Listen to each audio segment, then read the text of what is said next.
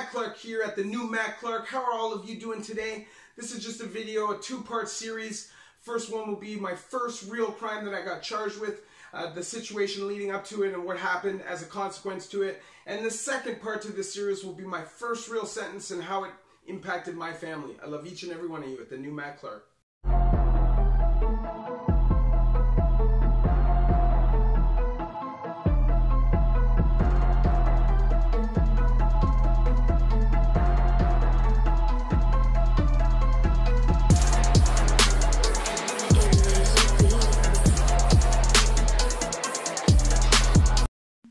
What's up? What's good? Matt Clark here at the new Matt Clark.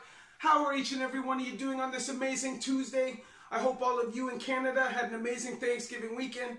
And then to everybody in America, I hope you just had a great weekend and a great Monday. So today, I'm going to tell you about my first real charge. So, when I was younger, I used to think this was funny. I used to tell this story thinking it was comical. But now it's one of the things that I actually do regret because when I was younger, I failed to see the impact it must have had. So it was the first break and enter that I'd ever done. And I'd climbed through this window. I'd cut the screen, climbed through this window. And I hadn't even looked through the rest of the house to make sure there was nobody in the house. And I was going through a drawer and all of a sudden there was a knock on the inside door to the bedroom. So in my head, I'm like, oh Jesus, what is that? Oh my God, freaking out, but I'm stuck, I'm frozen. Then the door flies open, it's this little short Italian guy. He's like, oh, how do you get into my house? And I pointed at the screens. And he goes, oh, those are my new screens. Right? But at the time, I thought it was hilarious.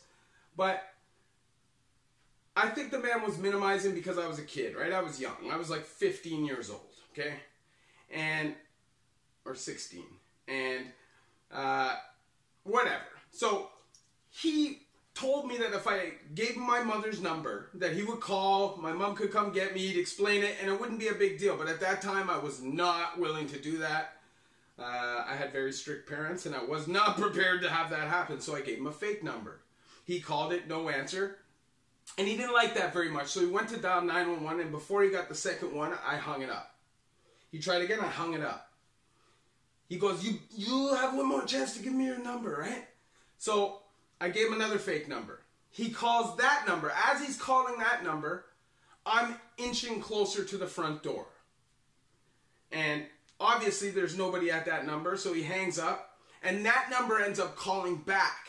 So now he's talking to this person, realizing that I'm not who I say I was. But by this time, I'm inching all the way to the front door. So I've now unlocked the front door.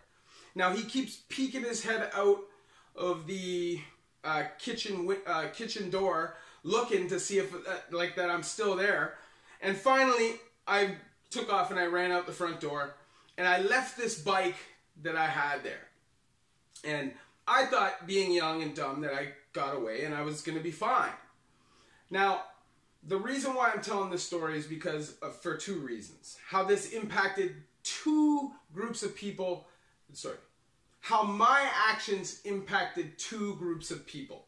Okay, so first, there was the victim to this break and enter who was obviously scared. I don't think he was scared of violence because I was not a violent person. I did at no point attempted to be violent towards him. But it's violent in terms of breaking the sanctity of your house and breaching your privacy.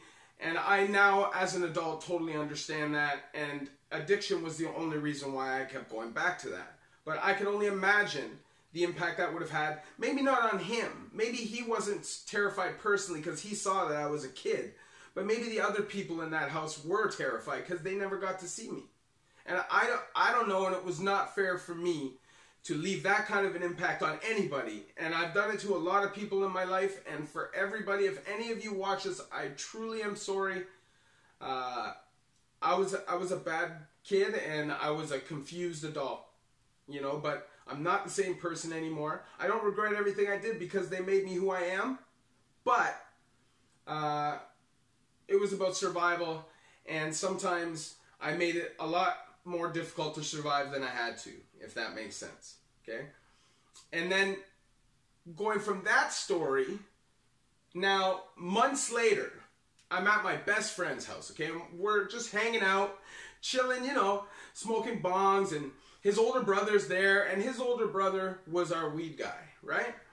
And he always grew weed, always had crops up, was always doing his thing. So one day, another friend of ours calls and says, hey man, there's a bunch of cops and detectives down the street. So automatically, my best friend's older brother assumes that this is a play for him and his grow ops and his crops. So he immediately calls and has them all chopped down. He has his brother, who's my best friend, take all the bongs, weed, money, everything that's in the house and jump out the back window and take off, okay? Now, maybe a half an hour later, we obviously have people watching from the outside, so we know that they're coming. They come, they knock on the door, they ring the doorbell, whatever they did, I can't even remember. And my best friend's brother, who I looked up to, who's a legend in my town, answers the door, and the detective says, is Matt Clark here? Had nothing to do with him, he just chopped down his whole operation because of me. You have no idea how much of a piece of crap I felt like for that. And that one simple non-violent property crime impacted two different groups of people in such a drastic way, and it was all because of my selfishness. And at that point, I wasn't even an addict. At that point, I just wanted to be a thug, I just wanted to be a goon, I just wanted to be a criminal, I just wanted to make money, and I did not want to work for it. I was lazy, I was pissed off, I had just dealt with a bunch of trauma, and I was blaming the world for it, and I was about to take my anger out on the world. And that was not fair of me. And if I have a lesson to give from this video specifically, I would say that as each person, we live our lives. Okay, we don't live never-ending lives. Eventually we die. And it's up to us to decide what we want our legacy to be. Now, I'm not hell-bent on having this amazing legacy of being rich and this and that, but I do want to be remembered as a good, hard-working guy who cared about his family, his loved ones, and stood up for what he believed in. And how can I do that if I'm being a junkie or if I'm always in prison? I can't have a family because I refuse to do that behind the walls in prison. And that's one thing that I always wanted to have in my life. So as I would suggest to you, young people or anybody actively involved in criminal activity still, if you're watching these videos, I would say think about all perspective, okay?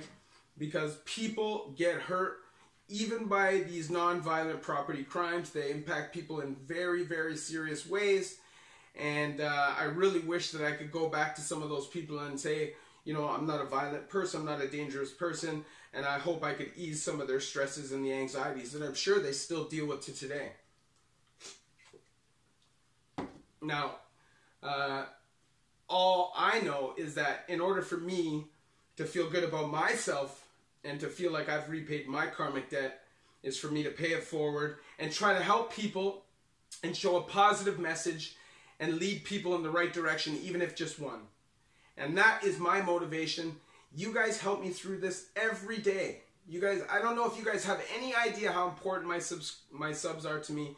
You guys help me through my sobriety, through my prison change, through my lifestyle change.